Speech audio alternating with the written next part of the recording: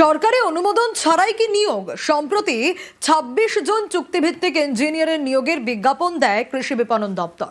অভিযোগ, এর জন্য তারা অর্থ দপ্তরের কোনো অনুমতিই নেয়নি। মন্ত্রীর দাবি, অনুমোদন নাকি লাগে না।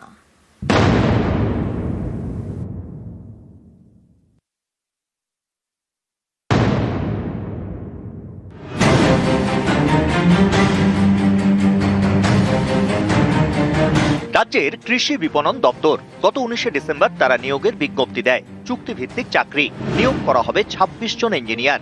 এই সেই বিজ্ঞপ্তি। অভিযোগ, এই নিয়োগের জন্য অর্থ দপ্তরের কোনো অনুমতি নেওয়া হয়নি।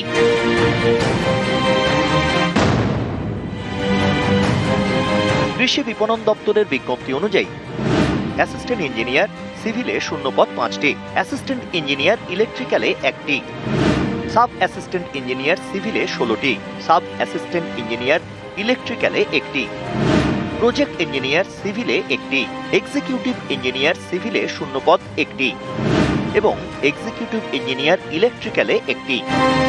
অভিযোগ, এই নিয়োগ বিজ্ঞপ্তির জন্য অর্থ দপ্তরের থেকে কোনো অনুমতি নেয়নি কৃষি বিপণন দপ্তর।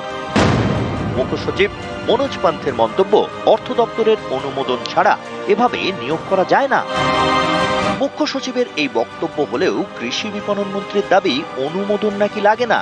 বেচারাম মান্নার যুক্তি, শূন্য পদে নিয়োগে অনুমোদনের প্রয়োজন নেই, নতুন নিয়োগের ক্ষেত্রে সম্মতি লাগে।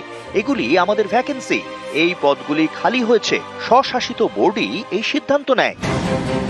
যদিও এতে চিড়ে ভিজছে না। নবান্ন সূত্রে খবর, নিয়োগ বিজ্ঞপ্তি প্রত্যাহার করতে বলে কৃষি বিপণন দপ্তরকে নির্দেশ দেওয়া হয়েছে।